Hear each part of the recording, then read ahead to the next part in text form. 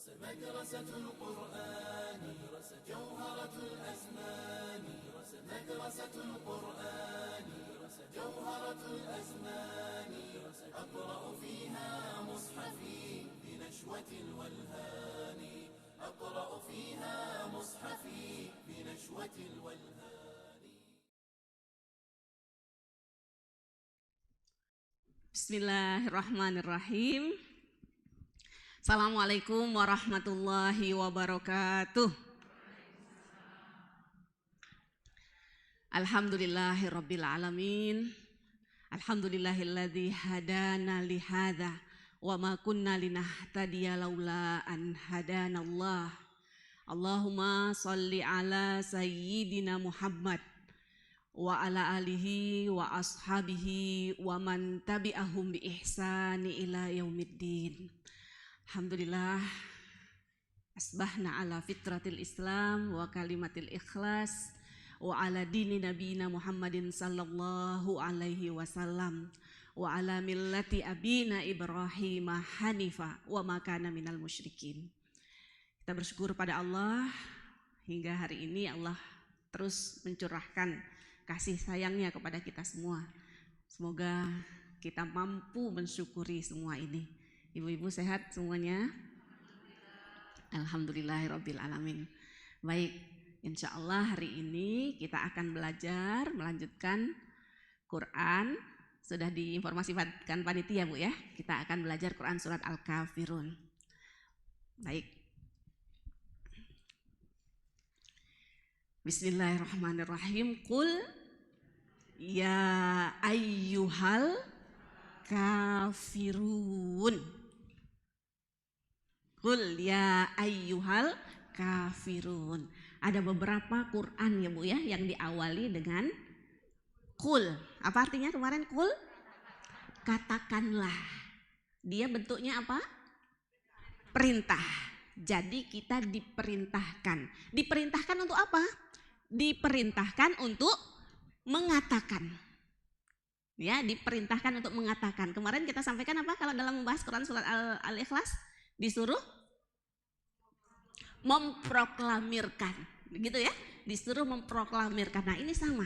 Nah, jadi kita kalau yang surat yang sudah kita bahas dalam juz 30 disuruh memproklamirkan tauhid, ya, disuruh apa lagi?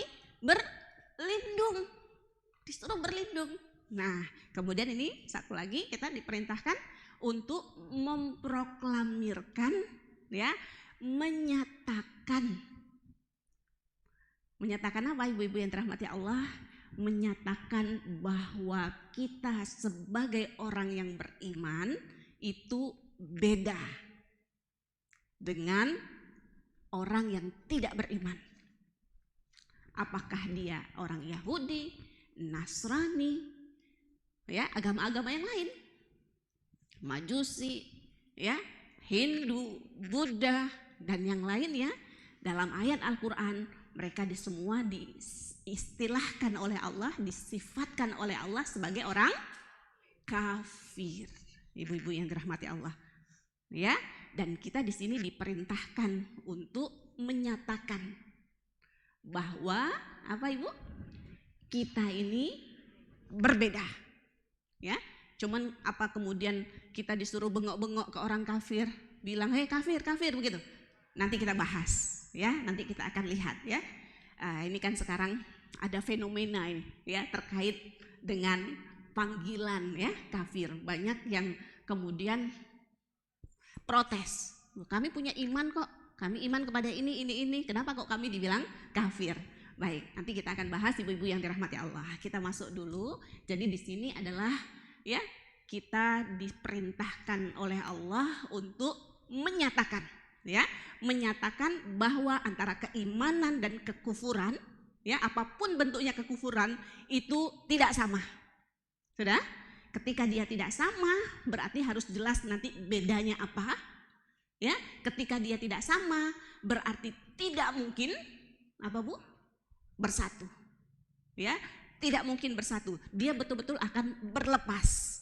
Nah ini ibu-ibu yang dirahmati Allah, selain dia merupakan seruan kita kepada orang, Ya, ini yang jauh lebih penting nanti adalah tentu saja sikap diri kita, Bu. Ya, sikap diri kita harus betul-betul memastikan. Ya, memastikan bahwa sisa-sisa kekufuran, sifat-sifat kekufuran, sifat-sifat kesyirikan, sifat-sifat kemunafikan itu bersih dari diriku. Karena aku adalah orang yang beriman dan diperintahkan untuk mengumumkan bahwa aku bukan bagian dari masyarakat yang kafir. Ini ibu-ibu yang dirahmati Allah ya. Baik, saya mau awali dulu dengan hadis-hadis Rasulullah ini. Ada 3 hadis di sini yang saya sampaikan, tapi sebenarnya ada beberapa hadis lagi nanti yang lain ya. Saya akan tambahkan sekilas. Ibu lihat ke saya, nanti di situ bisa kita bagikan ya. Kapan kita diperintahkan membaca Quran surat Al-Kafirun ini? Pagi, petang, lagi? Mau tidur, lagi? Habis sholat? Habis sholat maghrib, pas ngapain ya Bu? Pas sholatnya, gitu ya, pas sholatnya. Ini hadisnya. Sabata fi sahih Muslim an Jabir radhiyallahu anhuma anna Rasulullah qara'a bihadhihi surah wa bi qul huwallahu ahad fi raka'ataini tawaf. 2 rakaat sunnah tawaf. Setelah tawaf ya 7 kali, kemudian kita sholat 2 rakaat. Di mana sholatnya Bu? Di depan atau di belakang?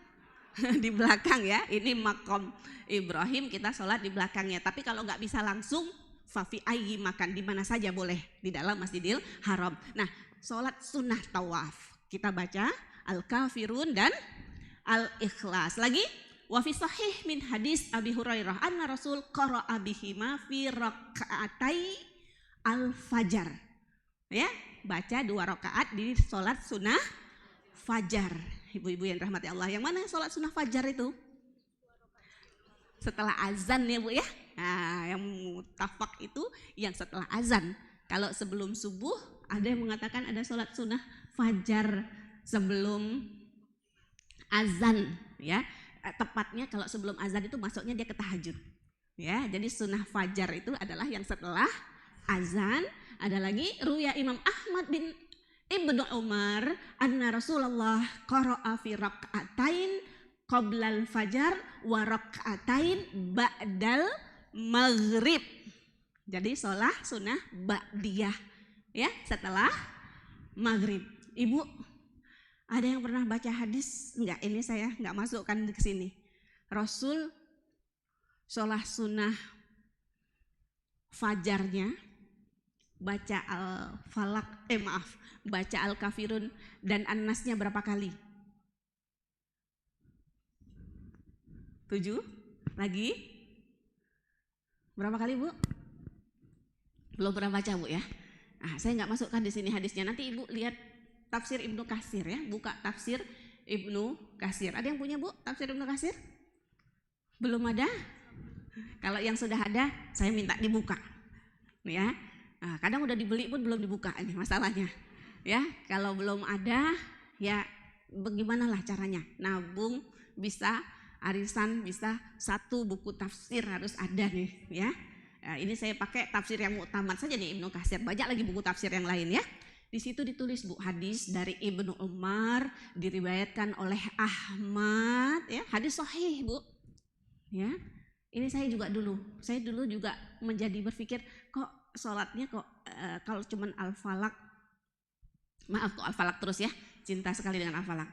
Al-kafirun dengan al-ikhlas kan sebentar gitu ya.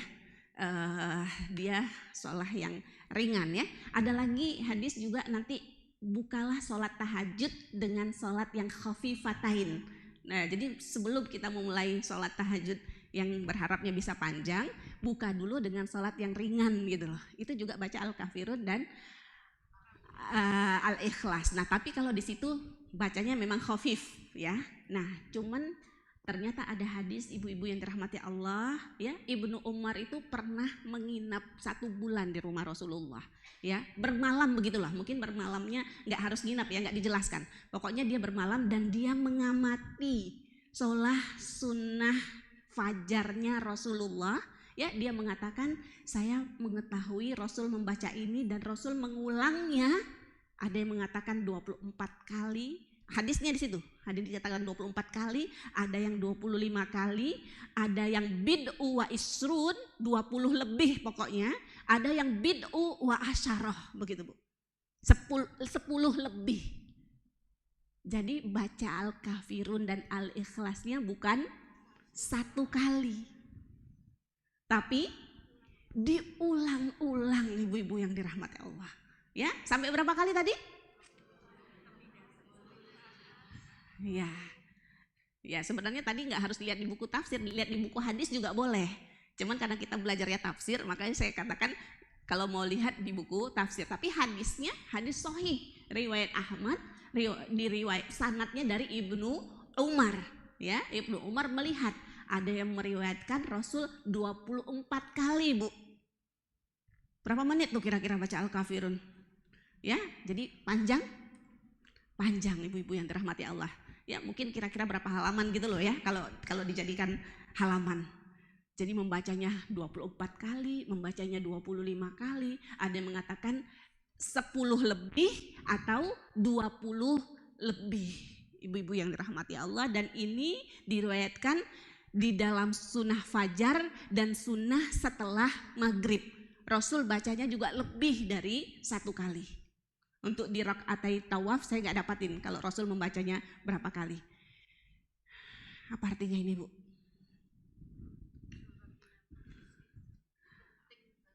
Betul, ya, surat yang penting di awal pagi, di awal hari, gitu kan? Di awal hari memulainya dengan Al-Kafirun dan Al-Ikhlas.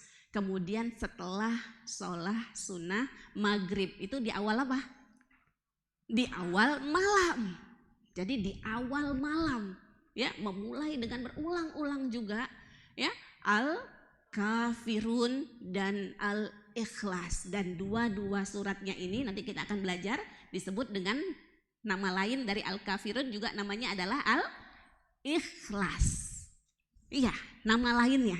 Ya, nanti ada nama yang lain lagi, beberapa nama buat Quran surat Al-Kafirun. Jadi Ibu, kenapa kok pilihannya yang dipasang Al-Kafirun dengan Al-Ikhlas? Karena dua-duanya adalah ya ayat yang menegaskan tauhid kepada Allah Subhanahu wa taala. Nanti kita akan lihat ya bahwa Al-Ikhlas itu tauhid qauli, Bu, ya, perkataan.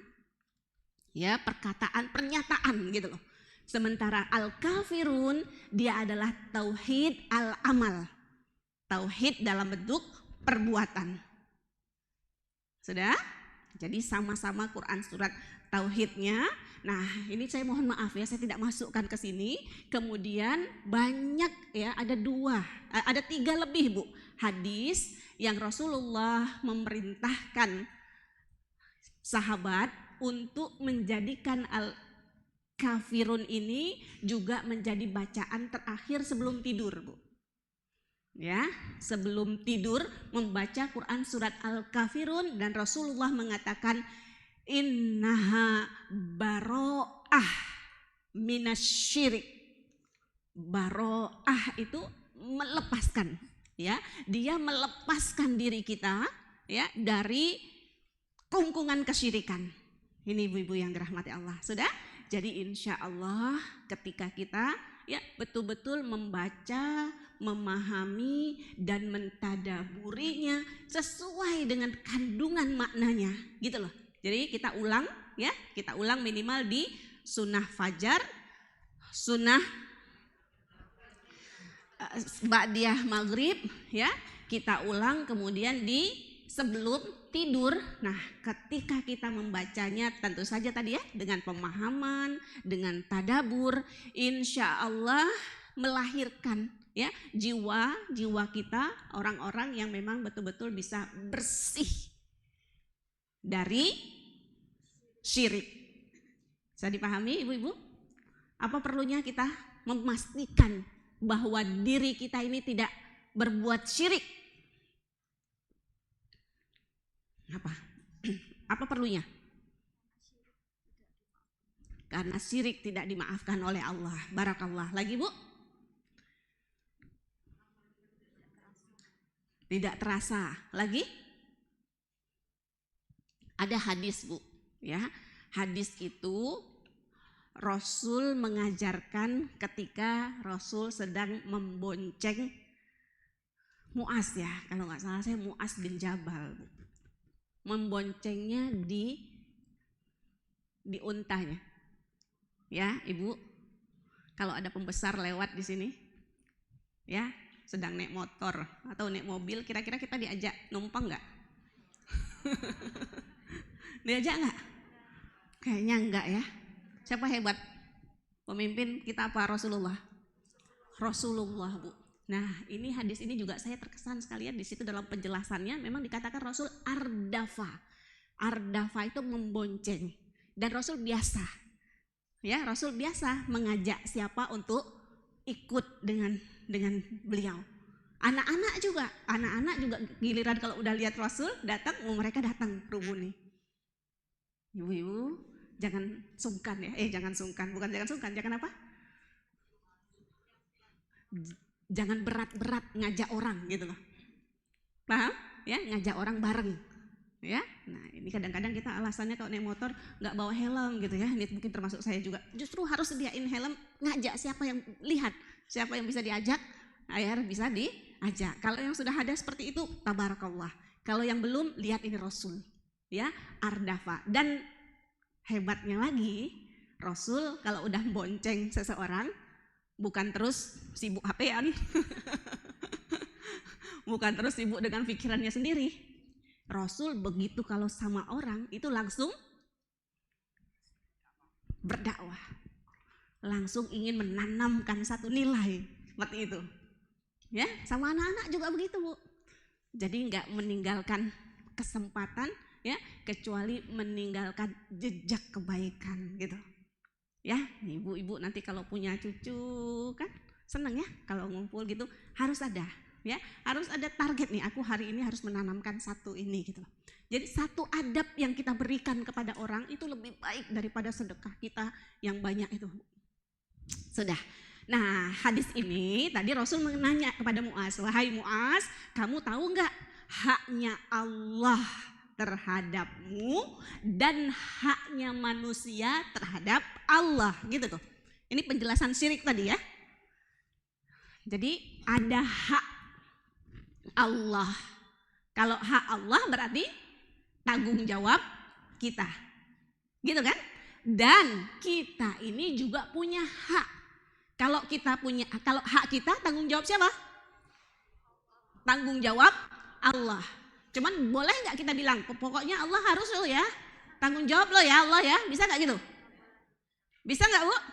Nggak bisa. Dalam hadis dikatakan Allah yang mewajibkan kepada dirinya. Jadi luar biasanya ada hak, nih hak kita semua nih, ya, yang Allah katakan Allah mewajibkan itu terhadap dirinya. Apa itu?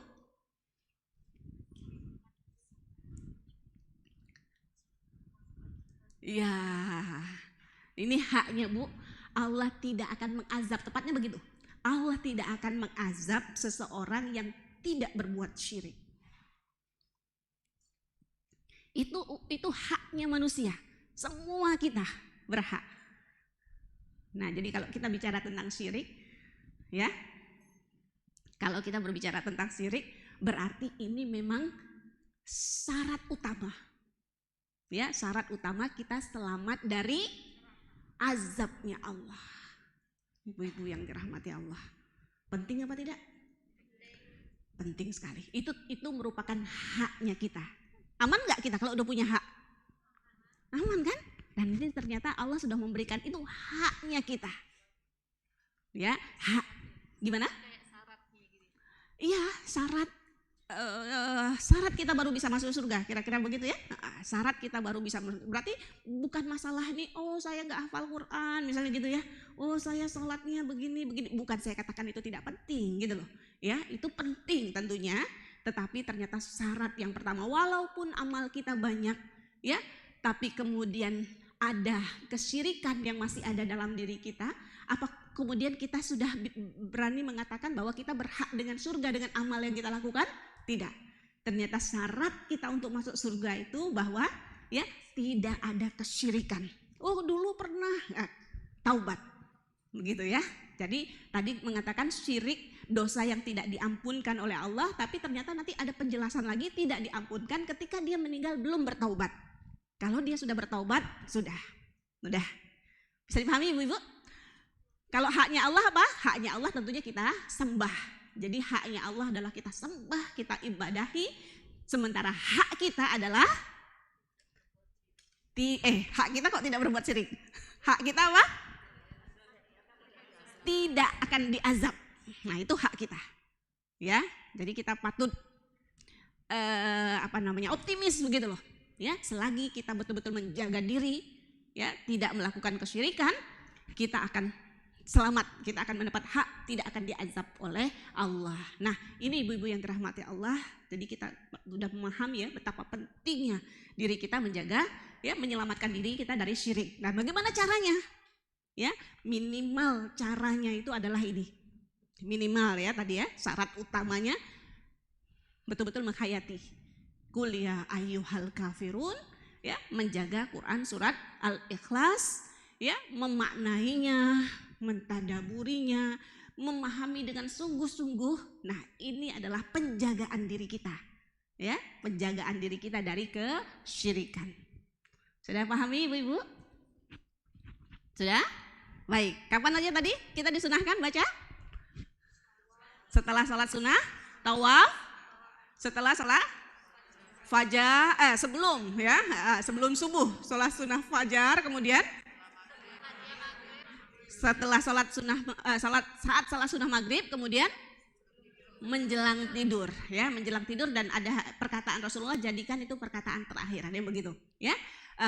Berapa kali Rasulullah baca dalam sunnah tawaf, dalam sunnah fajarnya? Ya, berarti kok dibaca berulang sekali itu, ini penting. Apa pentingnya Al-Kafirun? Menegaskan tauhid dan membuat kita terlepas. Jadi subhanallah, kalau kita baca dengan betul penghayatan, insya Allah kita sudah melepaskan diri betul-betul dari kesyirikan. Rugi kalau bacanya nggak sungguh-sungguh? Ya, kita lanjutkan pembahasan kita. Ini insya Allah tidak terlalu panjang ya. Sababun nuzulnya ibu-ibu yang dirahmati Allah. Ada yang sudah membaca sababun nuzulnya? Masih malu? Insya Allah ada yang sudah tahu ya. Sababun nuzulnya begini ibu-ibu yang dirahmati Allah. Orang-orang kafir itu kan berusaha betul bagaimana menghalangi dakwah Rasul. Awalnya bagaimana? Pakai rayuan gitu kan. Dirayu dulu. Dirayu. Pakai apa dirayu, Bu? Ditanya, mau apa sih kamu? Mau apa? Mau jadi pemimpin? Kami jadikan pemimpin. Mau harta? Kami kumpulkan semua harta. Kami jadikan kamu orang yang paling kaya. Apalagi? Perempuan. Nasib kita perempuan ya. Enggak apa-apa. Ya, mau perempuan. Kami carikan perempuan yang paling-paling cantik ya. Kamu nikahin silahkan. Nah, sudah. Jadi dengan rayuan yang pertama. Ini kita hati-hati nih, ya. Ketika kita dapat sesuatu ini jangan-jangan rayuan. Dan dunia itu kerjaannya apa, Bu? Menggoda dan merayu, Bu. Ya, merayu kita. Ini kita bisa pahami dari perkataan Ali, Bu. Ya, Imam Ali radhiyallahu karramallahu wajhah, ya, Ali bin Abi Thalib pernah mengatakan, ya dunya ghairi. Wahai dunia, kata Ali bin Abi Thalib, ya, apa tadi? Rayulah selainku. Ibu mau dirayu sama dunia? Bener gak mau? Dunianya datang, dapat ini peluang apa? Emang nggak boleh Ustazah? Boleh, tergantung nanti dipakai buat apa. Ya, karena sebaik-baik harta adalah harta yang ada di tangan orang soleh. Jadi tergantung ibu soleh apa enggak. Kalau ibu soleh, ya berarti boleh. Ya, berarti dapat dunia itu jadi yang terbaik. Sudah? Dan tergantung nanti untuk apa? Untuk apa Bu harta itu untuk apa? Dua untuk apa harta itu? Ibadah. Yang pertama untuk ibadah. Ya, bolak-balik umroh boleh? Boleh, tapi kalau sedekahnya juga banyak gitu loh. Karena memang ada perintah ya. Satu lagi buat apa?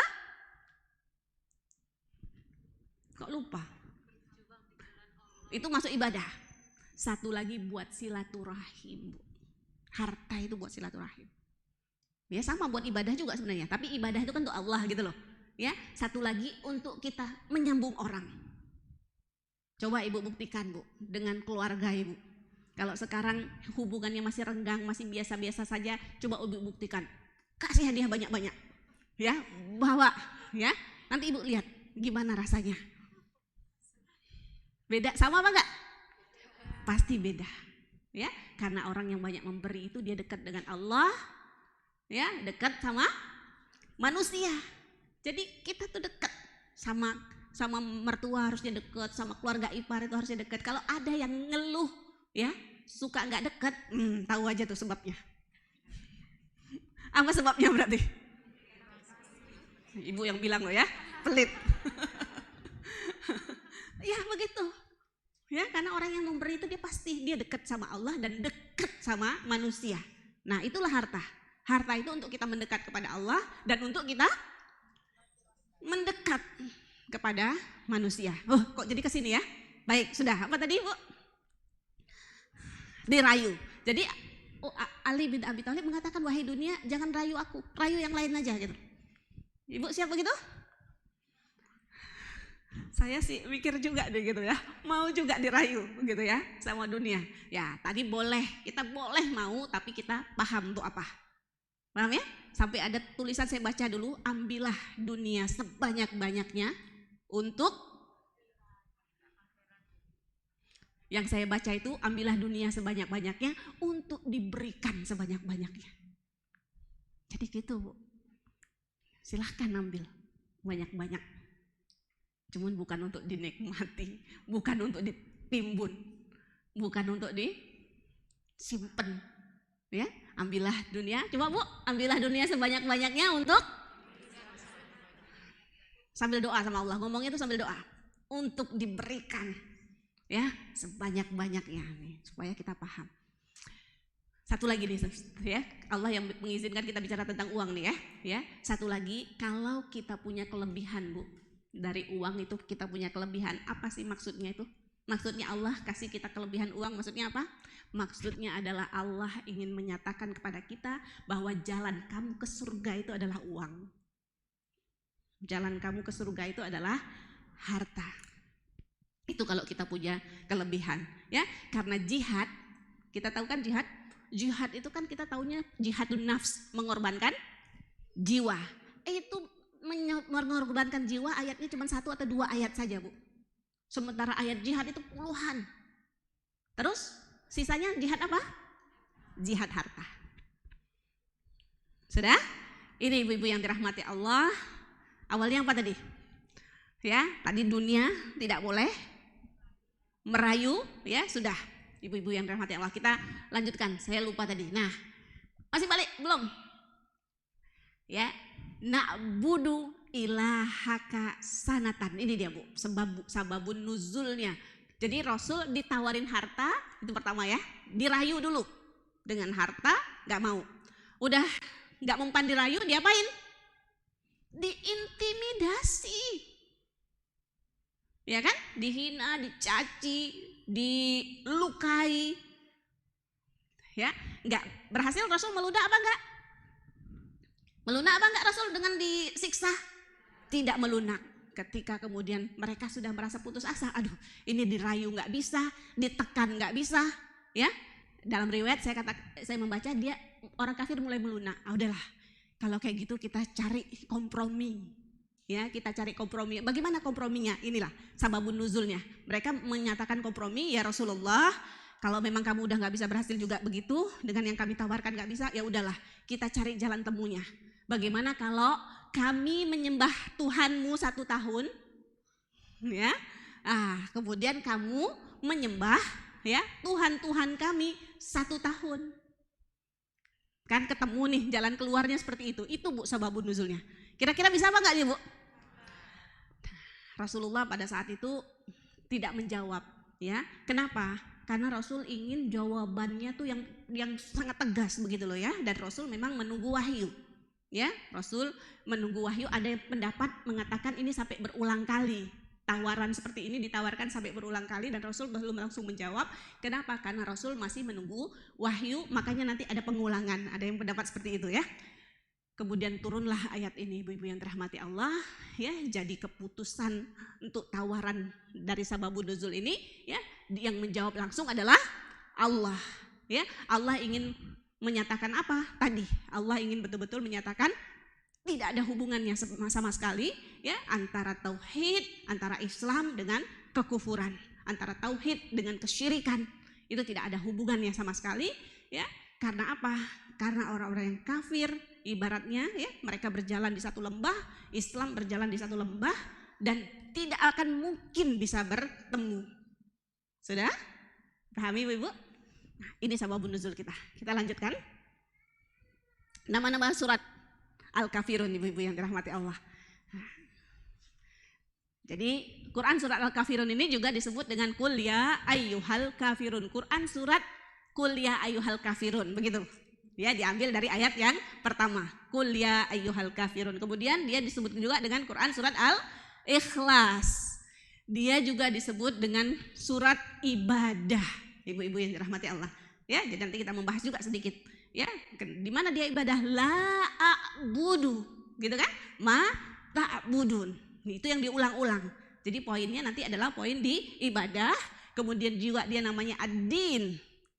Lakum dinukum wali yadin. Bagi kalian ad-din, din agama. Agama kalian bagiku agamaku.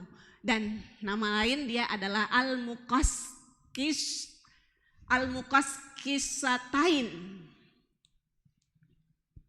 Ya, bersama dengan Al-Ikhlas. Jadi dua yang ya tadi lah yang menyelamatkan atau dua yang membedakan atau dua yang melepaskan kita. Ya, melepaskan dari apa? Melepaskan dari kekufuran, melepaskan dari kesyirikan. Ini dua Quran.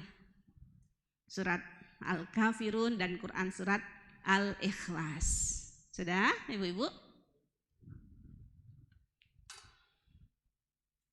Baik, kita masuk ya ke penjelasan Quran surat ini. Tadi yang pertama sudah Qul ya ayyuhal kafirun. Sebelum ini kita balik lagi.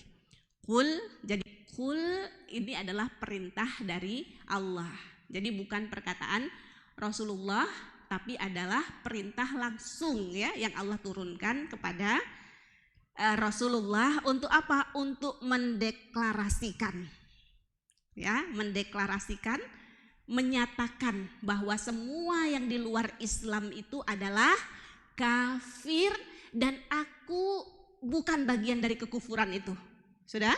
Ibu-ibu yang dirahmati Allah, tadi saya katakan, apakah kita diam-diam ketemu orang Nasrani, orang Yahudi kita panggil, kafir, kafir sini, begitu? Enggak, ya. Ini diperintahkan bicara ketika ada tawaran gitu loh.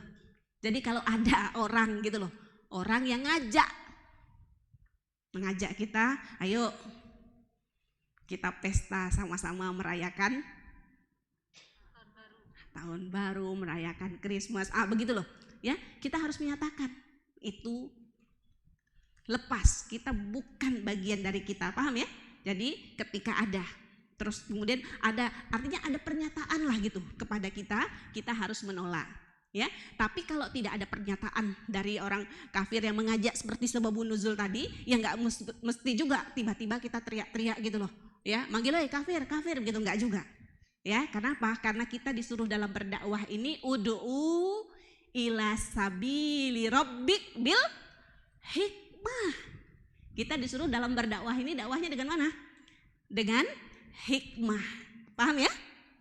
Ya, jadi tetap dengan hikmah, dengan mau'izah hasanah, ya, bukan dengan kata-kata yang menyakitkan, bukan dengan kata-kata yang merendahkan, bukan dengan pernyataan sikap kita yang akan mungkin menjauhkan dia dari agama.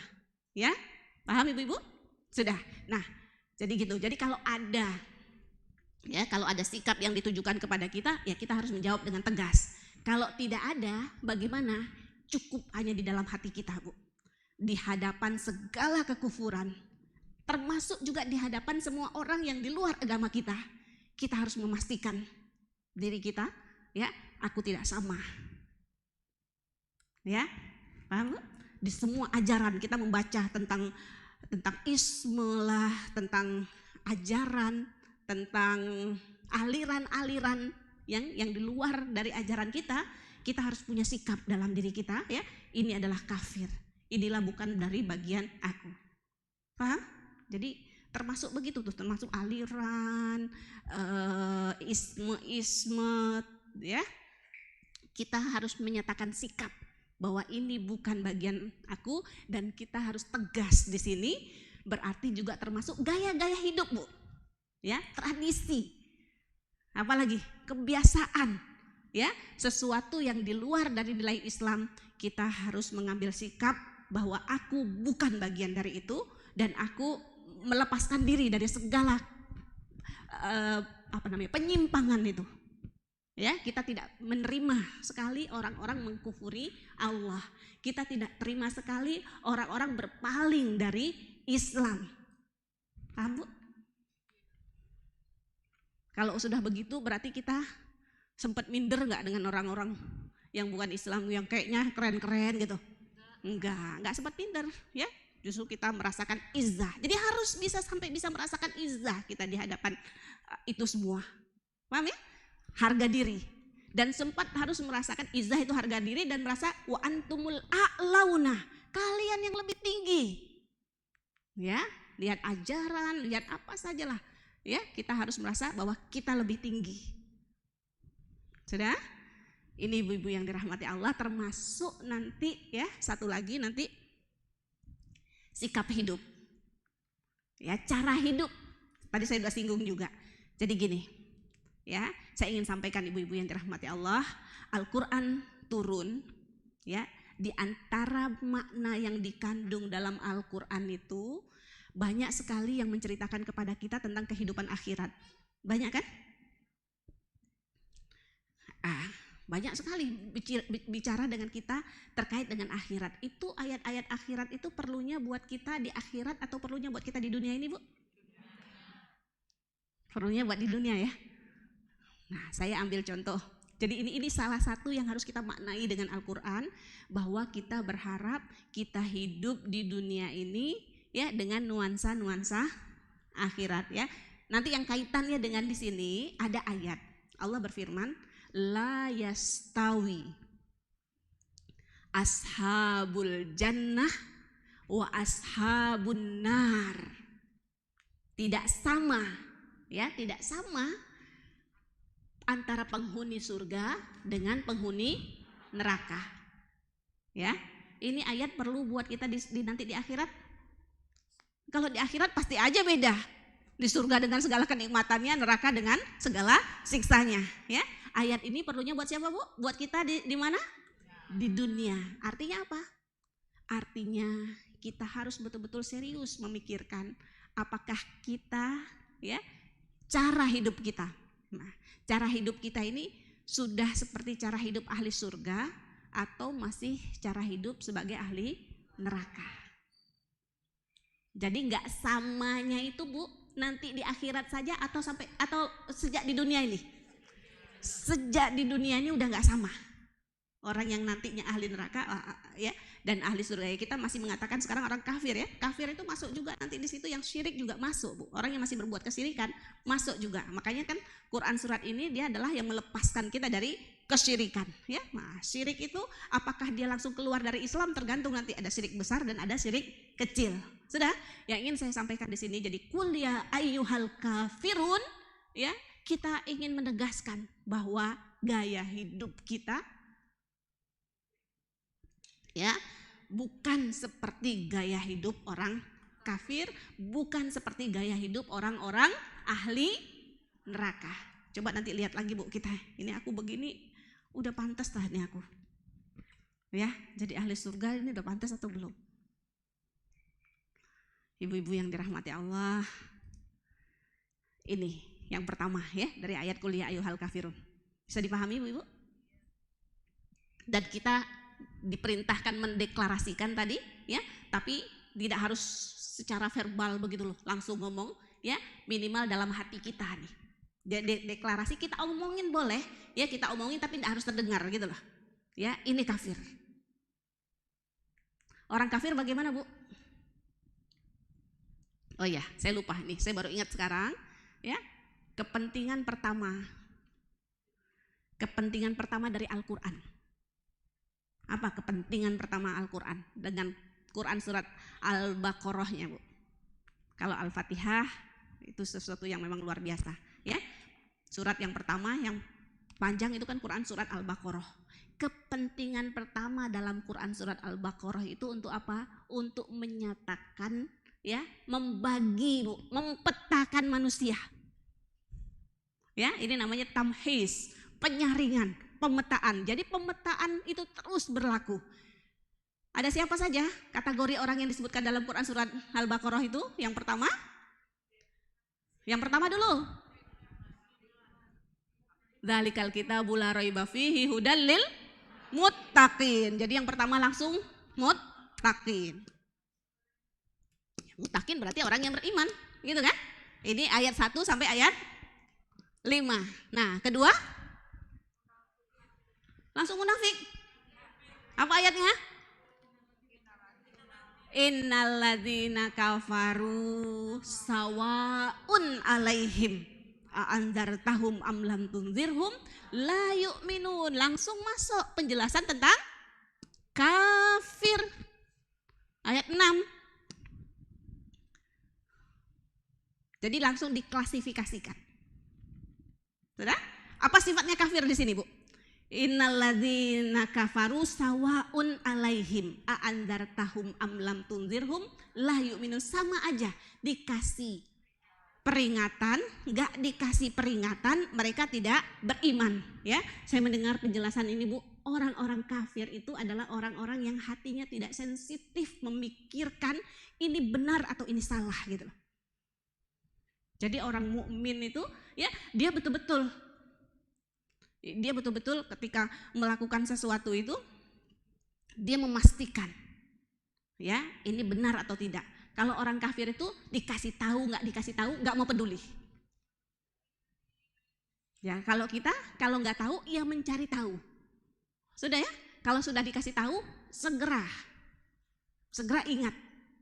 Ada orang udah dikasih peringatan nggak mau. Nggak peduli, dia nggak sensitif dengan kebenaran, ibu-ibu yang dirahmati Allah. Ini orang kafir, ya. Jadi orang mukmin dia betul-betul mencari ini yang dia lakukan ini hak apa tidak, yang dia lakukan ini benar apa tidak. Dia terus mencari itu. Innalladzina kafaru sawaun alaihim andzartahum am lam tunzirhum la yu'minun khatamallahu ala qulubihim wa ala sam'ihim wa ala absarihim ghisyawatu walahum adzabun azim. Itu lagi. Itu dua sifat nih, ayat 6 dan ayat 7. Khatamallahu ala qulubihim. Hatinya ditutup oleh Allah. Jadi orang-orang kafir itu adalah hati yang tadi ditutup, dia udah enggak sensitif, dia udah enggak hidup ya untuk kemudian berpikir apakah yang dia lakukan ini benar atau salah. Paham ibu-ibu? Jadi orang mukmin itu bagaimana, Bu? Dia hatinya terbuka, ya, telinganya dia buka, matanya dia buka untuk betul-betul melihat peringatan Allah, untuk betul-betul mencari kebenaran. Jadi jangan, istilah orang, jangan pakai kacamata kuda, tidak peduli. Yang penting aku mau gini, ya, yang penting ini aku suka begini, yang penting ini aku untung begini, nggak seperti itu, Bu. Dia sangat mencari apakah ini benar atau tidak. Ya, Imam Hasan Al-Basri, Bu, diminta mengenalkan dirinya. Ya, ya Syekh, man anta, siapa engkau? Dia mengatakan dengan sederhana, saya adalah seseorang yang sebelum melakukan apa-apa, ya, saya tahan. Saya tahan dulu dan saya lihat apakah yang mau saya lakukan itu ya benar, boleh atau bagus. Kalau iya benar saya lakukan. Tapi kalau yang mau saya lakukan itu salah, saya tahan diri saya semampu, sekuat tenaga. Bisa Bu? Insya Allah ya. Nah ini orang kafir. Yang ketiga siapa? Apa ayatnya?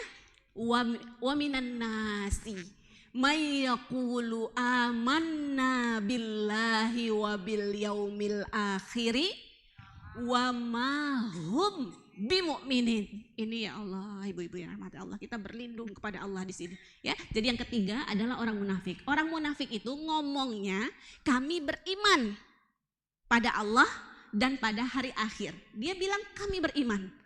Tapi Allah katakan wa ma hum bimu'minin. Kata Allah mereka bukan orang beriman. Berarti orang munafik ini masuk ke mana? Masuk ke kafir. Walaupun nanti memang munafik dia ada tingkatannya ya. Nah, tetapi memang dia klasifikasinya gitu loh. Kalau dalam klasifikasi manusia dia masuk ke dalam orang kafir. Ayat-ayatnya banyak Bu. Dan ini sifatnya ya mulai dari ayat ke-8 sampai ayat ke-19. Banyak sekali. Jadi ayat yang menjelaskan Quran tentang sifat munafik itu paling panjang, paling lebar. Kenapa? Paling banyak ternyata adalah orang munafik. Paling bahaya adalah orang munafik. Ya. Nah, kalau kita bicara munafik, saya mengajak ibu-ibu semua untuk paham dan mengingat-ingat ya apa yang dikatakan oleh Umar bin Khattab kepada Khuzaifah. Siapa yang tahu? Apa Bu? Aduh gak dengar saya nih. Oh Khuzaifah bin Yaman, barakallah. Apa yang dikatakan Bu? Rasul pernah ngomong apa sama Khuzaifah? Siapa itu Khuzaifah? Dalam kaitannya dengan munafik ini loh. Beliau pernah mengatakan, apakah ada di dirimu ini sifat munafik ya Khuzaifah bin Yaman? Iya Khuzaifah ya. Benar Bu, beda sedikit aja. Jadi Khuzaifah itu adalah juru tulis, barakallah Ibu ya. Khuzaifah itu adalah juru tulis Rasulullah ya yang menulis ini siapa saja nih orang yang masuk ke dalam dalam daftar orang-orang munafik gitu kan. Ditulis. Nah, yang menarik pelajaran buat kita Umar bin Khattab itu nanya sama Khuzaifah, aku masuk enggak dalam daftar? Jadi gitu Bu, tepatnya nanya, pertanyaannya seperti itu. Aku enggak masuk enggak dalam daftar yang engkau tulis? Berarti Umar bin Khattab merasakan dirinya udah lepas dari nifak atau masih khawatir? Masih khawatir ibu-ibu. Ada berapa sifat munafik Bu? 3 lagi? Ada yang bilang 3, mungkin ada yang bilang 4 karena hadisnya 3 dan 4 ya. Tadi saya mau cari bukunya ya, nggak kebawa. Saya punya buku kecil 30 sifat munafik Bu. 30 sifat munafik. Jadi memang sifatnya yang 3, yang 4 itu memang sifat yang paling besar yang disebutkan oleh hadis. Ya, sementara sifat-sifat yang lain yang dijelaskan secara ini ya, secara jelas juga sebenarnya ada di dalam Al-Qur'an Bu. Yang kalau dijumlahkan tuh ada 30. Ya, di sini munafik masuk ke dalam kafir, ibu-ibu yang dirahmati Allah. Sudah? Ini yang kita patut waspada. Dan oleh karena itu kita juga termasuk kuliah ayyuhal kafirun harus betul-betul memastikan diri kita lepas dari semua sifat-sifat kafir. 1, kita lepas dari sifat-sifat munafik. Ini ibu-ibu yang dirahmati Allah. Kalau syirik ada di mana nih? Ya udah di kafir ini ya, di antara kafir itu gini. Jadi ceritanya kalau orang-orang Arab Bu, ini Allah katakan, saya dulu berpikir semua manusia ya, tapi saya baca tafsir lagi memang dikatakan orang-orang Arab eh, jahiliyah yang mungkin mereka masih itu ya, masih dekat lah mereka dengan ajaran agama-agama samawi dulu. Ada ayat Al-Quran mengatakan begini Bu, walain sa'altahum, dalam Quran surat Al-Ankabut ya, Al-Ankabut ayat 31 dan 36 ya, ketika dikatakan kepada mereka, man khalaqas samawati wal ard, siapakah yang menciptakan langit dan bumi? Qalu, mereka menjawab, khalaqahunnallah. Mereka menjawab yang menciptakan langit dan bumi adalah Allah. Kemudian ditanya lagi, ketika ditanyakan kepada mereka, siapa yang menurunkan air ya dari langit? Siapa? Mereka menjawab, yang menurunkan adalah Allah. Kalau gitu kenapa kalian nyembah Lata, nyembah Uzza, nyembah Hubal? Kenapa Bu? Ini semua dijadikan perantara saja yang mendekatkan mereka kepada Allah. Allah perlu pakai perantara Bu? Allah nggak perlu pakai perantara ya. Kalau kita perlu ketemu pembesar apa, bisa langsung? Nggak bisa, harus pakai perantara dulu ya. Beda dengan Allah. Bahkan Allah menyediakan waktu ya, dibuka waktu buat kita untuk kita bertemu langsung dengan Allah. Bahkan redaksi bicaranya juga disiapkan oleh Allah supaya gak keliru, supaya gak salah ngomong kita dengan Allah Subhanahu wa Ta'ala. Nah, jadi orang kafir di sini ya. Jadi nanti ada syirik, saya ingin menjelaskan syirik. Jadi orang-orang Arab jahiliyah. Jadi ada yang mengatakan kul ya ayyuhal kafirun, dalam ayat ini orang kafirnya adalah orang-orang kafir yang khusus ada yang hidup di zaman Rasulullah. Ya, ada yang membataskan lagi kepada 4 orang saja, 4 orang yang kemudian menawarkan kepada Rasulullah tadi loh untuk beribadah kepada Tuhan Allah 1 tahun, untuk beribadah kepada patung-patung mereka 1 tahun. Nah, ada yang membatasi di situ, tapi kemudian ada juga yang pendapat yang paling kuat, yang paling banyak mengatakan masuk semua orang kafir. Baik ya, kalau orang kafir yang tadi yang percaya sebenarnya dengan Allah, akan tetapi mereka memakai perantara-perantara tadi, apa yang terjadi bagi diri mereka? Syirik. Jadi mereka berbuat syirik. Dan khusus buat kita sekarang ya, sebagai orang yang sudah beriman, ini kuliah ayyuhal kafirun, kita menyeru orang lain saja apa juga menyeru diri kita? Menyeru diri kita. Maksudnya apa? Boleh jadi walaupun kita sudah berislam ya, boleh jadi ada sisa-sisa ya, sifat-sifat kemunafikan, sifat-sifat kekufuran, sifat-sifat kesyirikan yang ada dalam diri kita. Jadi ini tadi ya, sama Bu, ketika kita memanggil orang lain kepada agama, yang pertama sekali kita panggil itu adalah diri kita. Ketika kita mengatakan berlepas dari kekufuran, kita juga sebenarnya sedang berlepas dari kekufuran yang masih ada dalam diri kita. Saya kasih bukti ya, bahwa orang mukmin itu masih ada kekufuran. Saya kasih bukti. Buktinya adalah siapa itu yang menghina Bilal? Yang mengatakan ya benar sauda. Ada seorang sahabat Abu Dzar Al-Ghifari ya, menghina Bilal Bu, Bilal bin Rabah ya, kan dia orang Afrika ya yang berkulit hitam. Pernah ngomong sekali waktu manggil ya benar sauda gitu loh. Wahai budak hitam. Lagi ngapain ini Bu? Lagi meremehkan orang lain, lagi merendahkan orang lain. Kata Rasulullah, antam ru'un fika jahiliyah. Ya, fihal jahiliyah, jahiliyah itu kufur maksudnya. Kamu ini orang ya yang di dalam diri kamu itu masih dapat kejahiliahan. Masih dapat kekufuran seperti itu. Paham Ibu? Jadi menghina orang lain. Ya, itu termasuk ya ada kekufuran yang masih ada dalam diri kita. Apalagi yang lebih dekat lagi kekufuran yang mungkin dalam diri kita? Kufrun nikmah. Ketika kita kufur nikmat. Nah, ini kita harus paham juga bagaimana sih kufur nikmat itu sebenarnya bagaimana sih? Kufur nikmat itu seperti yang terjadi pada diri Qarun. Qarun bilangnya apa? Dengan hartanya dia bilang apa?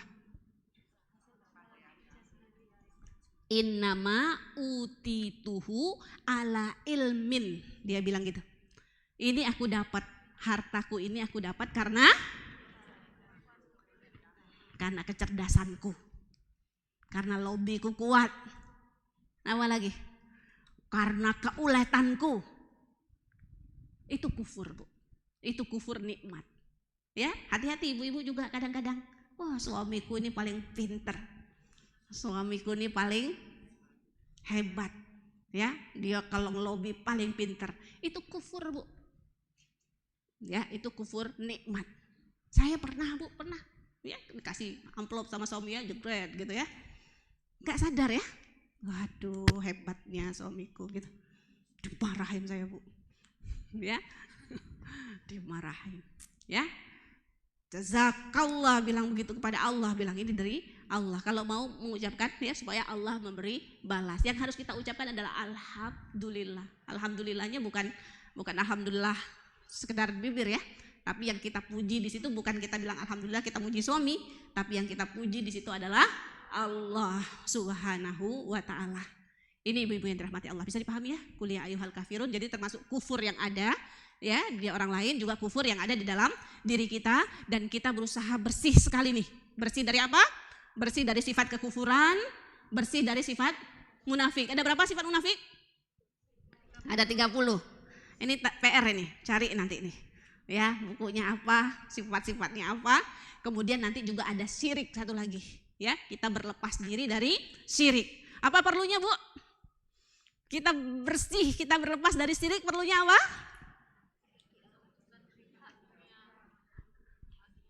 Iya, ya, karena kita berharap kita mendapat haknya kita.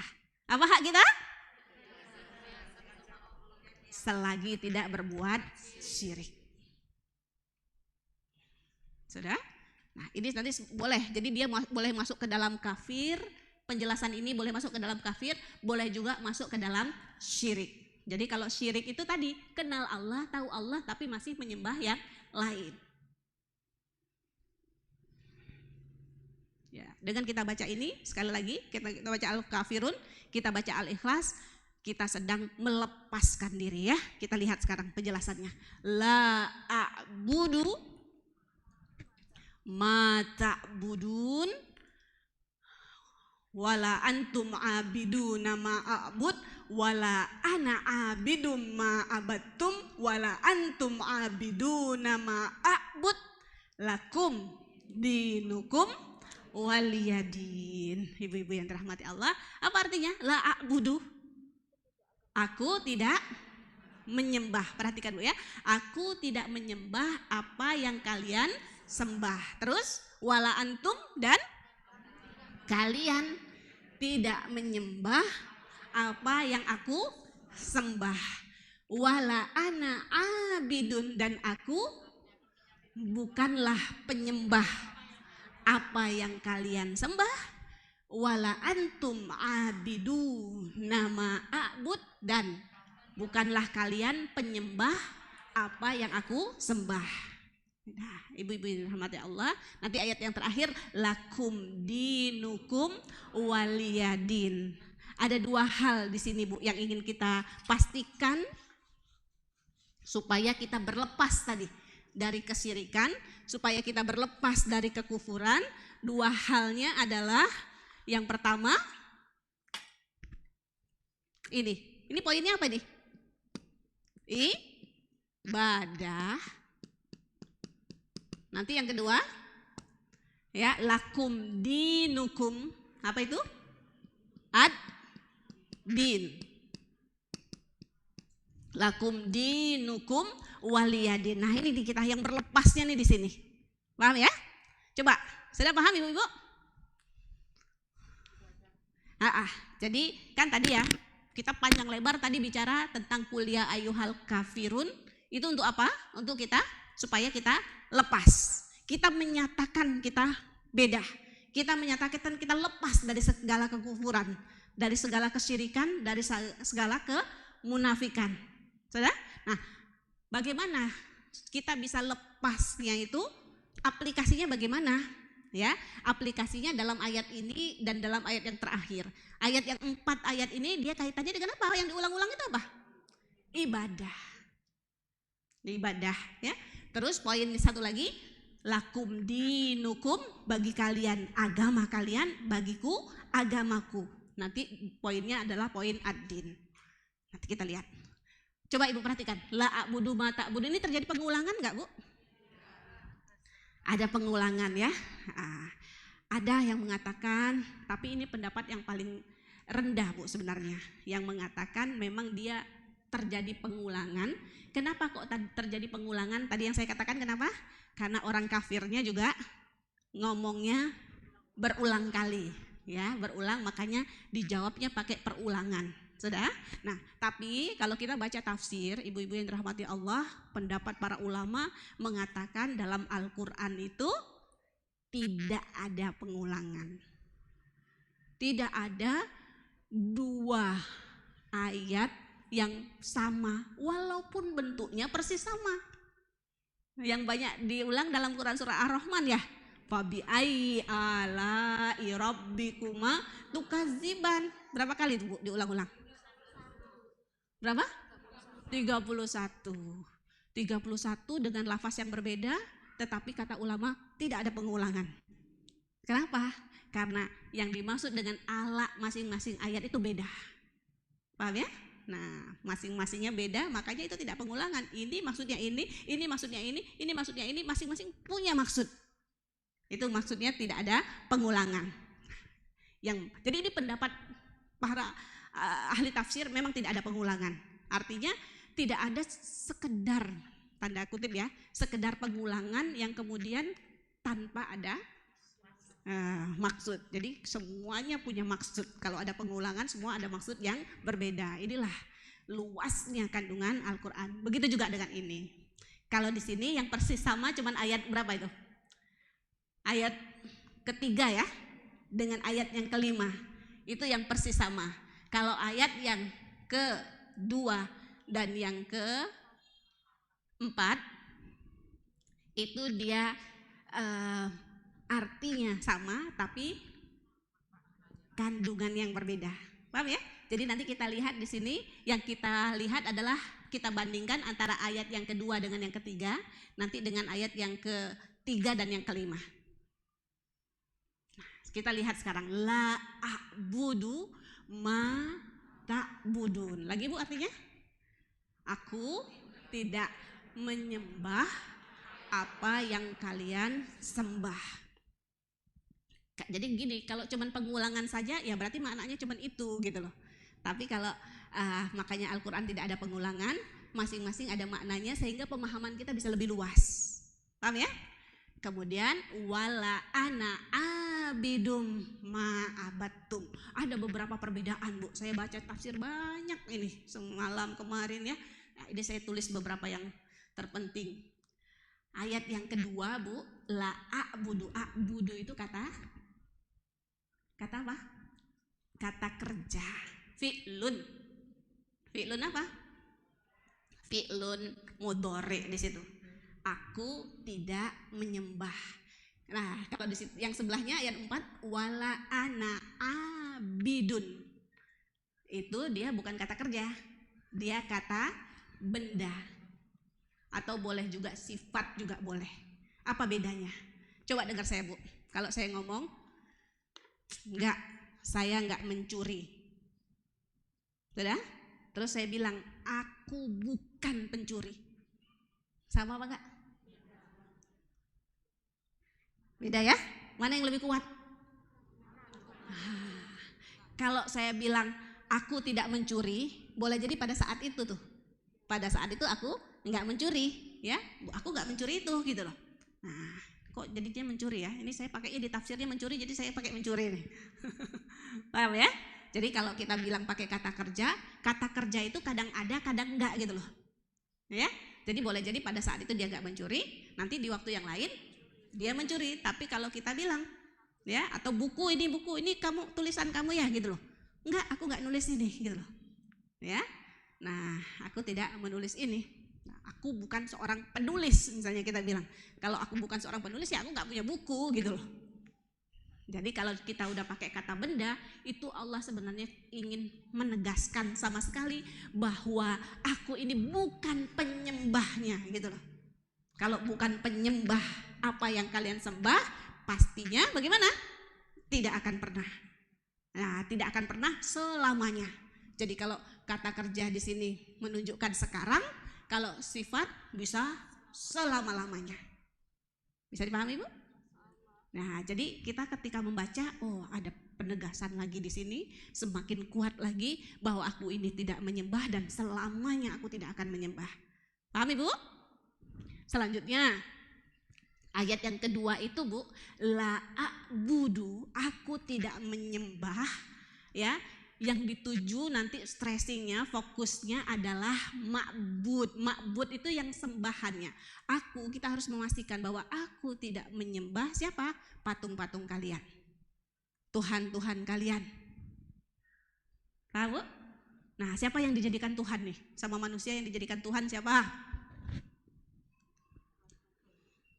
Patung, pohon, apa lagi? Kuburan. Jadi namanya menyembah itu nanti di sini nih, ya beribadah itu bisa di situ juga ya. Tapi antara adin dengan ibadah itu mirip juga dia, dekat dia. Sudah? Namanya menyembah itu juga minta Bu, minta. Menyembah itu apa? Merendahkan diri, mencintai, ya, dan mentaati dan meminta. Itu kalau kita ibadah. Kan kita ibadah, kita berdoa, gitu kan? Nah, siapa yang dimintai? Ada orang mintanya ke kuburan, ada orang mintanya ke pohon keramat, ada yang mintanya ke dukun, ke jin, gitu ya. Ada nanti yang mintanya, yang ditaati, yang diikuti, ada hawa nafsunya, ada semuanya Bu, tauhid. Jadi orang beriman itu wa may yu'min billah gimana? La ikraha fiddin qad tabayyana rusdu minal ghayy famay yakfur bit tauhid. Ya, jadi yang harus kita tolak, yang harus kita ingkari itu adalah tauhid. Tauhid itu semua hal yang menguasai hati, pikiran, perasaan yang membuat orang kemudian taat, patuh, mengerahkan kehidupannya untuknya. Masuk apa di situ? Ya, masuk semuanya nanti. Dunia ini masuk semuanya. Ya, masuk dunia, masuk jabatan, harta, istri mungkin masuk di situ semua. Nah, orang-orang yang beriman itu mengingkari itu semua. Wa yu'min billah, hanya beriman kepada Allah. Sudah? Jadi kita di sini fokusnya ke ayat 2, yang lain adalah fokusnya kepada yang disembah. Kita tidak menyembah apa yang disembah orang. Apa yang disembah orang? Yaitu tadi. Orang mungkin menyembah Lata, Uzza, menyembah jabatan, menyembah posisi, menyembah hawa nafsunya. Kita tidak menyembah itu semua. Yang kita sembah hanyalah Allah. Apa artinya? Itu nanti itu penjelasan tauhid itu. Apa artinya tauhid Bu? Mengesahkan Allah dalam beribadah, ifradullahu bil ibadah, ya kita ibadah hanya mengibadahi Allah. Paham Ibu-ibu? Hanya mengibadahi Allah. Nah ini jadi ayat yang kedua, dia stressingnya kepada la a'budu, di situ apa yang disembahnya. Kalau ayat yang keempat, wala ana abidun, aku ini bukan penyembah. Nanti dia stressingnya, kalau kita mau lihat dia fokusnya kepada yang disembah kan bisa juga. Berarti kalau fokusnya kepada yang disembah berarti kan sama. Berarti terjadi pengulangan. Kalau pengulangan tanpa makna itu sia-sia Bu. Dan maha benar Allah dari kesia-siaan. Paham ya? Jadi kita di manusia juga ngomong bolak-balik. Ya? Sampai pegel suaminya. Udah kali gak usah diulang-ulang gitu ya. Nah, cerewet tuh, nggak ada makna gitu loh, sama aja diulang-ulang aja ya. Hati-hati Bu. Ini saya juga sering diingetin, nggak boleh gitu. Ya, nah maha suci Allah dari itu. Allah itu kalau ngomong diulang ada maknanya, ada maknanya. Di sini ayat yang keempat cara ibadahnya, Bu. Jadi kita tidak ayat yang keempat ya, kita tidak mengibadahi Allah dengan cara orang kafir mengibadahi Tuhan mereka. Bagaimana cara kita beribadah? Cara kita beribadah itu tentu saja dengan cara yang diajarkan. Ya, syarat ibadah itu apa? Syarat diterimanya ibadah. Ikhlas dan mutabaah, sesuai. Nah, ini di sini begitu. Jadi ini kita ingat-ingat nih. Kita beribadah, cara kita beribadah itu harus betul sesuai dengan tuntunan Allah. Ya, jadi kita beribadah nggak sembarangan ibadah, tapi kita beribadah dengan cara ya yang berbeda. Orang-orang kafir itu Bu beribadah kepada Lata, kepada Uzza, kepada Hubal, kira-kira landasannya apa? Nafsu. Ya, nafsu. Terus apa lagi? Kebodohan, kejahiliahan. Mereka bodoh, nggak kenal dia. Nggak kenal, dia kenal nggak dia? Tahu nggak dia kehebatan Hubal? Kalau dia tahu betul-betul bagaimana si Hubal, si Lata itu ya. Tapi kita nggak boleh mencaci nih kita ya. Kalau kita tahu, kalau dia tahu, minta apa enggak? Enggak, kan ayat Al-Quran. Kenapa kamu minta dengan yang nggak mendengar, dengan yang nggak bisa menjawab? Nah, kita beribadah, kita minta sama Allah, yakin Allah bisa mengabulkan? Yakin bisa kita mengabulkan. Jadi kita minta, kita beribadah itu juga bukan dengan cara mereka, dengan kebodohan, kejahilan, paham Bu? Ya, bukan dengan hawa nafsu. Kita beribadah itu sesuai betul dengan caranya. Dan kita mengibadahi itu dengan landasan mengenal Allah Subhanahu wa ta'ala. Imam Ali juga pernah ditanya ya. Imam Ali ditanya gini Bu, kamu pernah melihat Tuhanmu? Ditanya gitu Bu. Kenapa kamu mengibadahi Allah? Emangnya kamu lihat Allah? Apa Imam Ali jawab? Imam Ali jawab apa? Dia bilang, saya tidak menyembah Tuhan yang tidak saya lihat. Bisa lihat Allah gak nih kita? Bisa lihat Allah? Ya, melihat pakai mata ya tidak bisa ya. Tapi kita bisa paham tentang Allah. Kita kenal dengan Allah. Kita tahu betul hal-hal yang terkait dengan Allah. Nah, ini cara yang beda Bu. Kita harus pastikan kita beda dengan orang kafir tuh di sini. Ya, cara ibadah kita, cara kita mengibadahi Allah, cara kita dengan Allah itu beda dengan cara mereka nyembah Tuhan mereka. Ya, beda yang disembah dan beda cara menyembah. Sudah Bu? Orang mukmin menyembah Allah tadi perkataan Ali tadi dengan apa? Dengan landasan cinta, dengan landasan ikhlas, dengan landasan kenal Bu. Bisa nggak kita mengibadahi Allah dengan sungguh-sungguh kalau kita nggak kenal, kalau kita nggak dekat, kalau kita nggak yakin? Bisa Bu? Bisa, tapi kalau ibadahnya kayak gitu tanpa landasan kenal, dekat, cinta, itu namanya ibadah apa? Ibadah abal-abal. Gitu ya? Ibadah yang sekedarnya. Ibadah yang mungkin jangan-jangan cuman mengikuti tradisi. Ya Bu? Ibadah yang benar itu bagaimana sih? Ibadah yang benar itu yang ada lazahnya. Ya, ada lezatnya, ada nikmatnya. Ibadah yang benar itu adalah ibadah yang melahirkan ketenangan. Ibadah yang tenang itu adalah ibadah yang melahirkan kecintaan. Ibadah yang benar itu adalah ibadah yang semakin mendekatkan diri kita kepada Allah. Coba Bu, perhatikan, kita sholat, selesai sholat, ada yang nggak ngerasa apa-apa? Biasa aja, belum sholat dengan udah sholat biasa aja gitu, nggak ada apa-apanya. Ada gitu kita kadang-kadang? Kadang-kadang mungkin kita kayak gitu, mungkin nggak ngerasa. Ya, yang salah sholatnya atau kitanya? Kitanya. Ketika kita sholat dengan sungguh-sungguh, menghadirkan semua rasa, Pengen cepat-cepat selesai sholat apa pengen lama-lama? Pengen berlama-lama, Bu. Makanya bedanya kita dengan Rasul itu apa? Kalau Rasul mau sholat, bilangnya sama Bilal, ya Bilal, arihna bis sholah. Arihna bis sholah. Kalau kita jangan-jangan kita bilangnya arihna minas sholah. Kalau arihna minas sholah itu pengen sholat cepet-cepetan, begitu sudah selesai, udah lega. Udah lega, itu namanya kita arihna minas sholat. Sholat tuh kayak jadi beban. Begitu selesai sholat, kita kayak udah lepas utang. Ya. Mungkin sisi positifnya mungkin ada, tapi dia kayak gitu, sholat dia pengen cepat-cepat, kemudian udah, begitu udah lepas udah. Dia ngerasa nikmat enggak kalau kayak gitu? Kalau orang yang nikmat dengan sholatnya mau berlama-lama, Bu. Sholatnya dengan penghayatan. Sholatnya dengan menikmati. Nah, Ibu-ibu, kalau tadi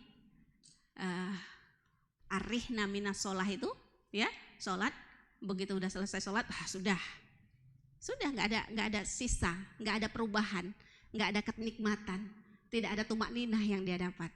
Sudah, Quran surat Qul ya ayyuhal kafirun mengajarkan kita untuk melihat konsep ibadah yang benar dengan Allah. Sudah?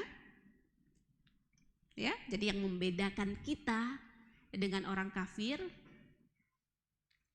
siapa yang kita sembah dan bagaimana cara kita menyembah.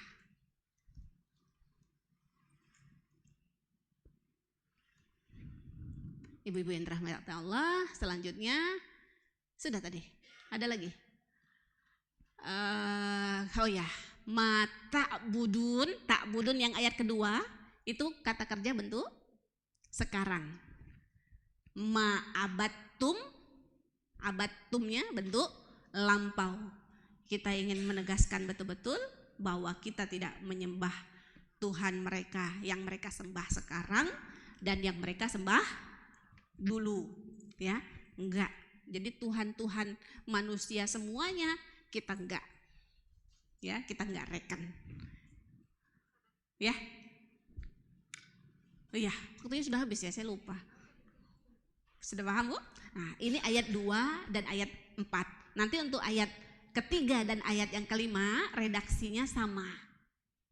Wala antum abiduna ma a'bud wala antum abiduna ma a'bud.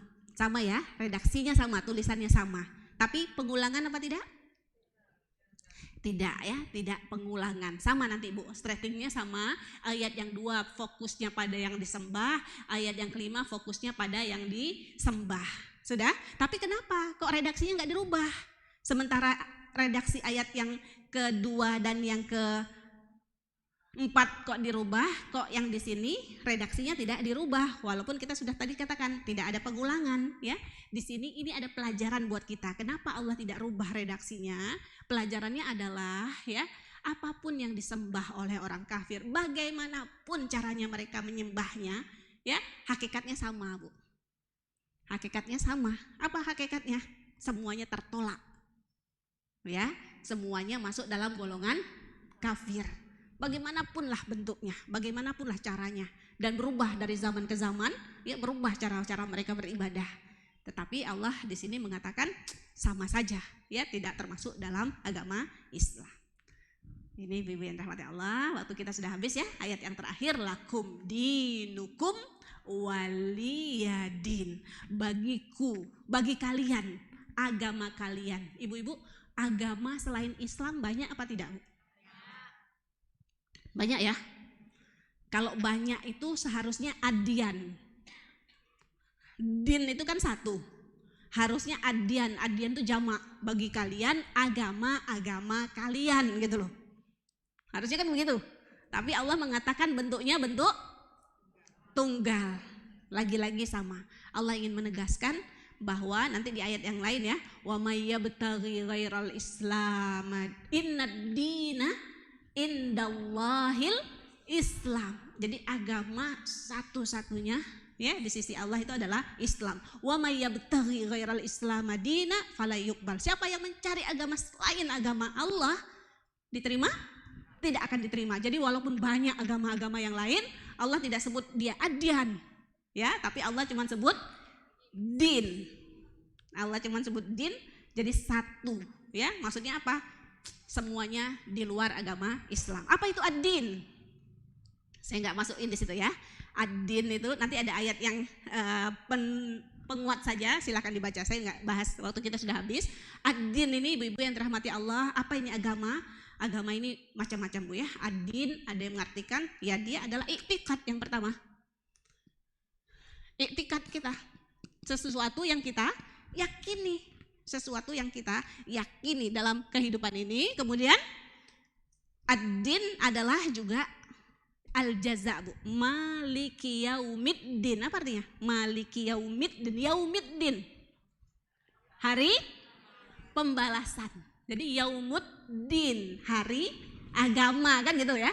Hari agama berarti hari pembalasan maksudnya. Jadi ad-din itu dia bisa artinya al-jaza, bisa artinya al-hisab. Ad-din juga artinya adalah doa Bu. Jadi agama itu adalah ya yang kita tuju gitu loh dalam kehidupan ini, yang kita meminta, yang kita minta arahan, minta petunjuk, itu adalah ad-din. Dan satu lagi nanti ad-din adalah at-thoriqah. Ini yang paling penting mungkin. At-thoriqah itu cara hidup. Kalau terjemahnya bahasa Inggris, agama itu apa Bu? The way of life, kan cara hidup. Jadi ad-din itu adalah cara hidup. Lakum dinukum wali yadin, bagi kalian cara hidup kalian. Ya, bagi kami cara hidup. Ya, berarti ibu-ibu yang dirahmati Allah, lagi-lagi sekali kita mengatakan bahwa yang di luar Islam itu adalah kafir, ya, kita berlepas diri dari cara-cara hidup orang-orang kafir, dari cara-cara hidup orang syirik yang melakukan kesyirikan kepada Allah, dari cara-cara hidup orang-orang yang berbuat kemunafikan. Di antaranya orang munafik itu Bu, salah satunya dia kalau berdiri untuk sholat dia berdiri males-malesan. Orang munafik itu la yazkurunallah illa qalilan, tidak ingat Allah kecuali sedikit sekali. Itu orang munafik. Ya, kita menegaskan dalam diri kita, kul ya ayyuhal kafirun, wahai orang-orang kafir, aku bukan bersama kalian. Ya, aku berlepas diri dari kalian. Apa yang kalian sembah, bagaimana cara kalian menyembah, bagaimana cara hidup kalian, bagaimana sikap hidup kalian, bagaimana tradisi kalian, aku lepas, aku tidak mengikut. Ya, sambil di sini berarti kita betul-betul terus memperhatikan cara hidup kita sudah benar atau belum. Ya, kita sudah betul-betul ittiba atau belum, ibadah kita sudah betul atau belum caranya, tujuannya sudah apa belum. Ini sambil terus kita memperhatikan diri kita. Wallahu a'lam bishawab. Ini pembahasan kita. Mudah-mudahan bisa dipahami. Ada pertanyaan sampai di sini? Tidak ada yang bertanya hari ini?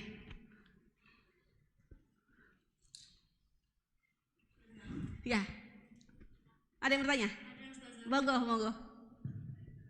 Silakan.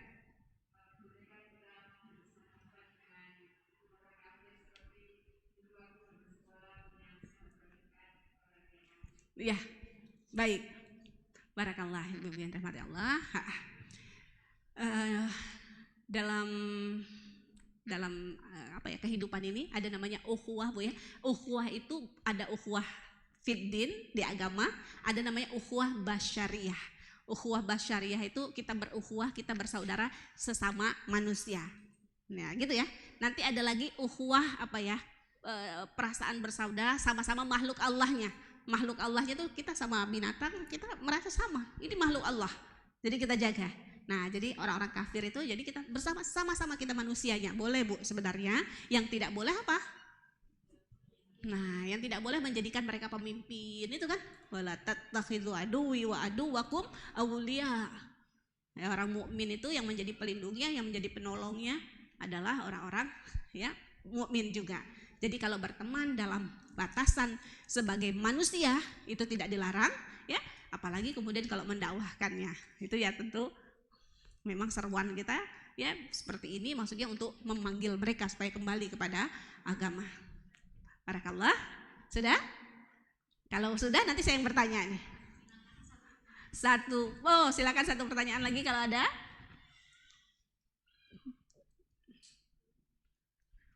Oh, tidak, saya kirain bertanya. Sudah ibu-ibu, alhamdulillah ya.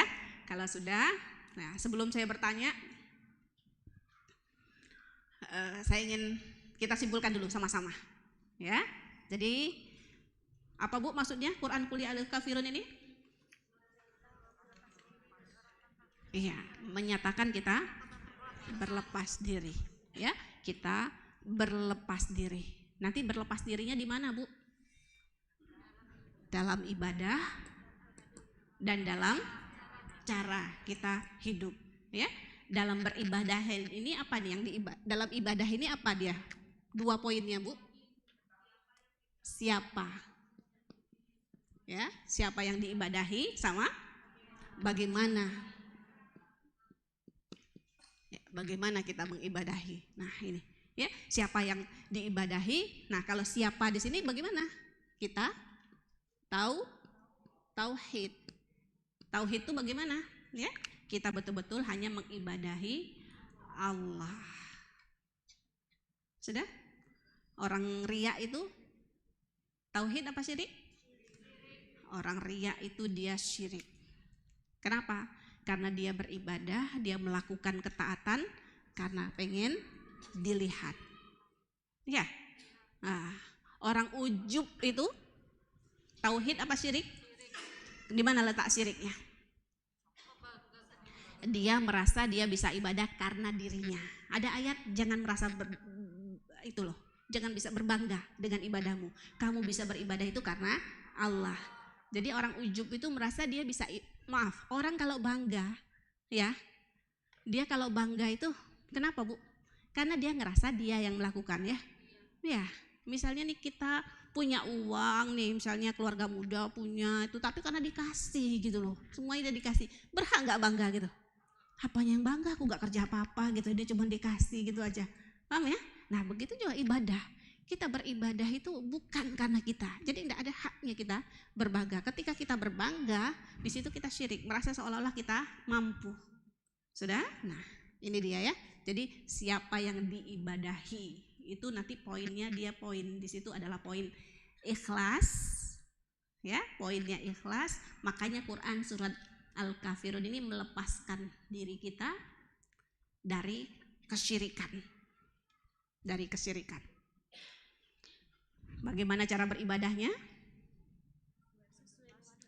Sesuai dengan tuntutan. Sesuai dengan tuntutan itu jangan dipikirkan cuman ini ya, jangan dipikirkan cuman rukun, syarat.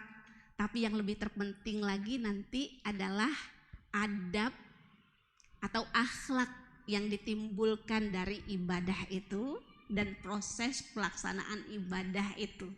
Ya, justru yang lebih dipentingkan lagi Bu, apa? Intinya. Jadi gini loh. Orang sholat, dalam hadis dikatakan ada yang sholat yang dapat dari dia sholat cuman setengahnya. Ada yang dia dapat cuman sepertiganya. Ada yang dapat cuman sepuluhnya. Jadi yang kita dapat sholat itu bukan dari gerakan lahiriah kita, ya, tapi yang kita dapat kekuatan nilai dari sholat itu. Berarti kan cara. Ini yang harus kita perhatikan lagi ya. Ini ibadah, ibu-ibu yang dirahmati Allah, dan masuk di situ juga buah dari ibadah. Kita dapat apa enggak nih buah ibadah? Kita dapat enggak tujuan ibadah ini kita dapat apa tidak? Itu yang masih terus harus kita gali lagi. Ya, insya Allah dengan membaca ini kita akan lebih memahami lagi di situ. Baik, barakallah. Saya ngasih pertanyaan ya. Siapa yang mau menjawab hadis yang 3 tadi? Kapan saja kita sudah ada yang tunjuk tangan itu. Kapan saja kita membaca Quran surat Al-Kafirun dan Al-Ikhlas. Catatannya ditutup. Catatannya ditutup.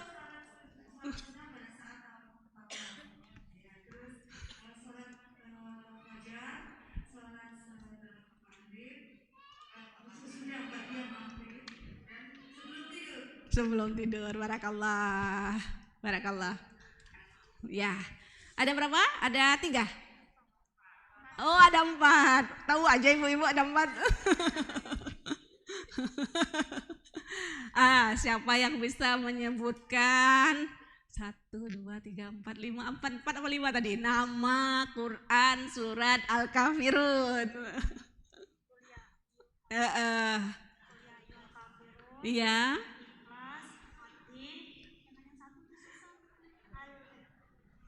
Iya. Kos kisatain. Ya, apa artinya tuh? Mukas kisatain? Yang melepaskan diri. Seneng banget saya nih. Kalau diajar jawabnya nggak lihat buku loh ya. Nah, barakallah. Lagi ya soal yang ketiga. Siapa yang menyebutkan satu aja perbedaan ayat yang kedua dengan ayat yang keempat? Satu aja. Yang ayat 4 bagus, bisa ditambah? Tadi saya mintanya 1 ya, bisa ditambah lagi? Itu udah benar. Kasih hadiahnya dulu, udah benar. Lagi fokusnya kalau yang pertama ayat 2 ma'budnya, yang disembahnya ya. Jadi yang kita sembah dengan yang disembah mereka beda. Kalau yang keempatnya cara menyembahnya. Nah, itu kan beda deh ya. Jadi kita siapa yang disembah dan cara menyembahnya juga. Jangan sampai nanti kemudian yang disembah beda tapi caranya ya kita nggak sesuai dengan cara ibadah kita, itu juga salah. Ya, ada satu lagi sebenarnya ya, itu begini Bu. La'abudu itu menyembah ya. Kemudian wa ana abidun itu i'tiqad, maksudnya keyakinan. Jadi maksudnya gini, hampir mirip seperti isem tadi. Keyakinan maksudnya nggak bakalan mungkin, aku nggak bakalan tergoda, nggak bakalan seneng, nggak akan ridho lah gitu loh. Itu i'tiqad tuh. Ya pasti aku akan nolak, pasti aku nggak akan mau gitu loh. Paham Bu? Nah ini kita itu memang harus betul-betul memastikan bahwa kita nggak mau nyembah selain Allah. Harus begitu Bu. Dan harus, kan kita tahu ya, sering dengar orang ada yang menjadikan nafsunya sebagai sembahannya, yang ditaati gitu loh. Ada orang istrinya yang ditaati, ada orang suaminya, ada orang jabatannya itu yang ditaati, ada orang uangnya yang ditaati. Ini kita dalam hati tuh ya termasuk juga aku nggak bakalan menuhankan itu semua. Paham Ibu-ibu? Baik. Satu lagi, kenapa ayat yang berapa itu? Ayat yang ketiga dengan ayat yang kelima itu kok sama, itu apa? Kenapa dia kok sama lafaznya? Walaupun dia bukan pengulangan ya. Dia bukan pengulangan karena sama fokusnya, yang satu pada yang disembah, yang satu lagi fokus dengan cara yang menyembah. Tapi kok Allah pakai dia lafaznya sama, menunjukkan apa? Ayo tunjuk tangan dulu. Ya, saya deg-degan tadi, gak ada yang tunjuk tangan, saya deg-degan. Ayo, monggo siapa yang duluan? Oke.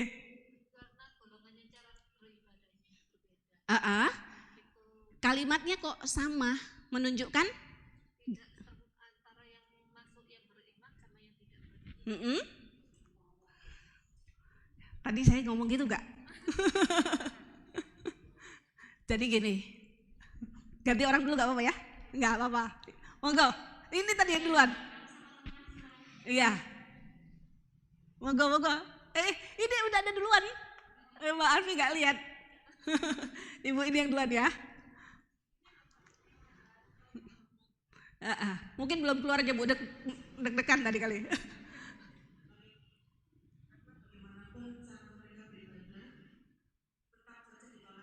Satu lagi, bagaimanapun caranya dan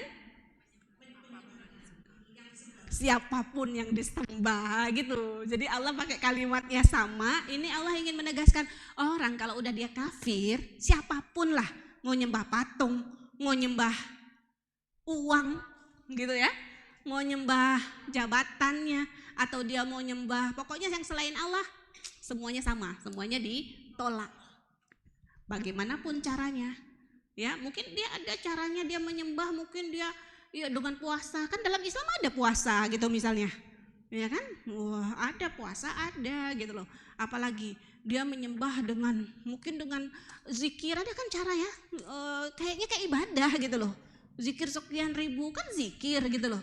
Nah tapi bagaimanapun kalau yang udah di luar dia ditolak, sama aja walaupun caranya seolah-olah kayaknya kayak ibadah gitu loh, tapi ya kalau nggak sesuai dengan tuntunan kita semuanya ditolak.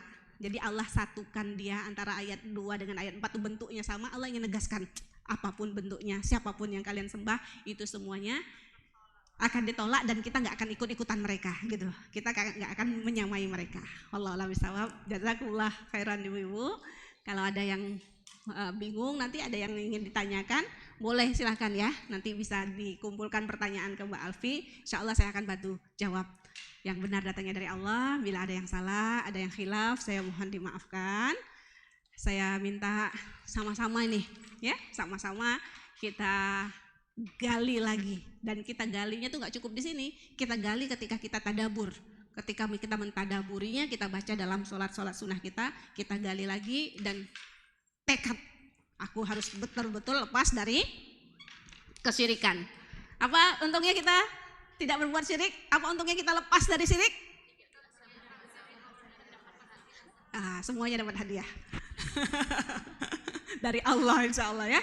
Mudah-mudahan menjadi penyemangat kita. Kita ingin kita punya hak dan ini sudah dijamin sama Allah.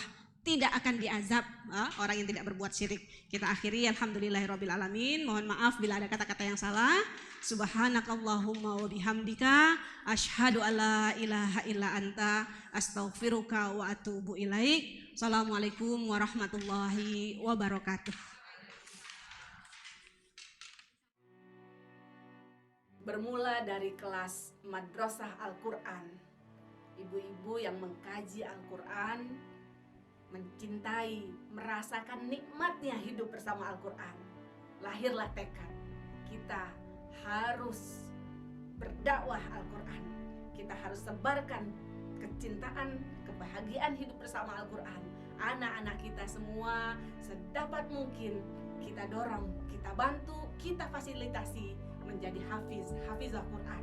Insya Allah di Raudatul Quran mereka akan hafal 10 juz. Bergabung di Kutab Ibadur Rahman di kelas 3 SD, anak-anak kita harapkan menjadi hafizah yang bukan saja hafal tapi mencintai dan siap berjuang bersama kita untuk Al-Quran.